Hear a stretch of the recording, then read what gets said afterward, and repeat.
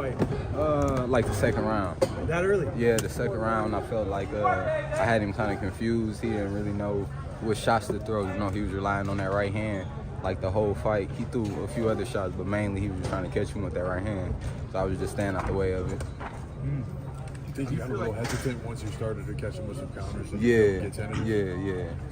Yeah, it looked like. I guess he felt who was the stronger man tonight. I know that was a big thing coming into this fight. Is he felt that his size would play a role, but you nullified everything that he had. But I think your speed really gave him trouble, and I think your speed really shone through in the fight tonight.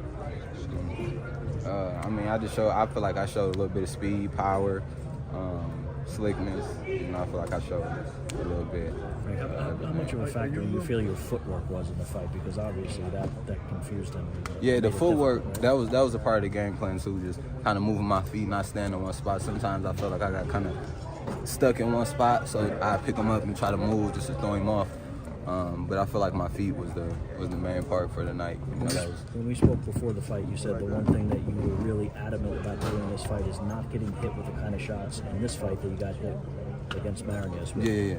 How happy were you with your defensive improvement? I feel like it was good. I feel like I was flat when I fought Marinez, and then we really didn't have a game plan. You know, just like everybody was like, oh, he fought a guy who was 2 week notice. I didn't get to train for him either. You know, so a lot of time late replacements be on standby, so they kind of always know they might have a chance to fight a guy, so they can have more of a chance to prepare. I feel like, but I had about the same amount of time, maybe less, but I had time to train for the guy I just fought, Romero. I had some time, and I wasn't going to just stay there and get stuck. You know, when I fought Marinez, I kind of stayed there and tried to, bang a little bit instead of boxing and, setting stuff up.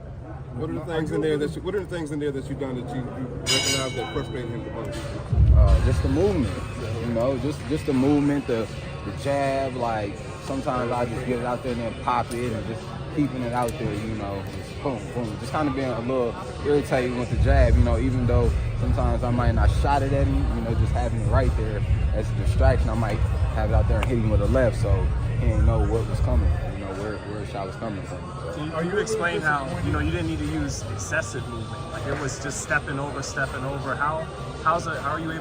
would you share with young fighters on being able to do that and not wasted movement, too much lateral movement? Yeah. It's just everything small, like everything small. You don't gotta do too much, Sometimes when you get to doing too much, you overexert yourself, you waste too much energy. So like everything just really like calculated movement, small steps and stuff. From defensively to everything, you don't want to be doing too much or, moving too fast sometimes. Do you feel like you beat him just across the board in every way, front foot, back foot, counter? Yeah.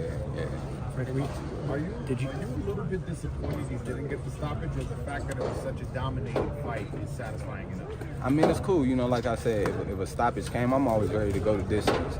We always train the rounds to go to distance, so it ain't never a disappointment. If you get a shutout, rather a knockout. I dropped the guy. We ain't get the stoppage, but it's all good. Did you think you had him right after you dropped him? Though? I felt like if I would have pressed the gas more, if I would have just got on him, I feel like I could have got him up out of there. But I was kind of like patient. I was a little too patient. I feel like if I would have just after the round I dropped him, and if I would have just went hard on him and just went out, I feel like I probably could have got him up out of there. Because you had a decent amount of time in the round. Yeah. It was a couple rounds I feel like that I pressed the gas. Like if I would have pressed the gas, like he was kind of ready to go. I could just tell by his body language. It was an impressive performance. How would you personally grade yourself to? I got to go back and watch the fight. You know what I mean? Like I ain't get the knockout or nothing. I dropped the guy, but I won. I feel like I dominated in the fight, so I got to go back and see the fight and see exactly how I look. What message do you feel like? Congratulations on the win, man. You don't look like you were in a fight tonight. What message do you think you sent the lightweight division tonight? I'm ready for it. I'm ready for all of it. So hopefully they see what's up now. Ryan Garcia, he pulls out of the Hesta fight. If for some reason he also doesn't make the Tank fight, what do you think of a fight between Tank Davis? We could go. I just fought the title eliminator or whatever for the WBA, so we can go. What would that fight look like, you think? It'll be a good fight. It'll be an explosive fight. Two fast fighters, two strong, explosive fighters. It'll be a dope, dominant fight, you know. Explosive fight. It'll be an explosive fight. Do you feel like you guys being familiar with each other from sparring and whatnot, that would play a role in the fight at all? Nah, you know, that was years ago. You know what I mean? So he had come to the ring with something different, and then, you know, vice versa, I do the same. Frank, So who do you want next? You mentioned Rolly, and I saw you look over at Rolly in the ring. Do you feel that's a fight that can be made? I mean, obviously, it could be made, man. I just did that because I just, you know, saw him? people be talking. He in here, you know, he in the venue over there. And, you know, I heard him talking about my people, so I had to say something. You know, I had to say something. What do you think about him wanting to fight your promoter instead of you in the same division?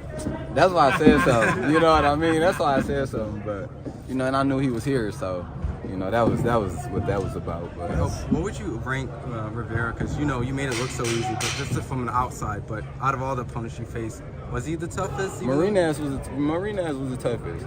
I knew that from the jump. Marinez would be the better fighter. It was just people look at undefeated records. You know, it's fighters with losses that's better than a lot of guys that's undefeated. You know, styles make fights. You know what I mean? We knew that Marinez was a better fighter than just more experience and stuff. We knew the guy I fought tonight would be have more finesse and stuff, but Marinez was the more experienced and, you know, game fighter. So you felt going into the fight though that Marinez was going to be a more difficult fight, but you obviously didn't say it for obvious reasons. You didn't want to, from a promotional standpoint, maybe say that before. Marinez would be. Oh, you talking about going into this fight? Yeah, you didn't want to say it. Yeah, but we.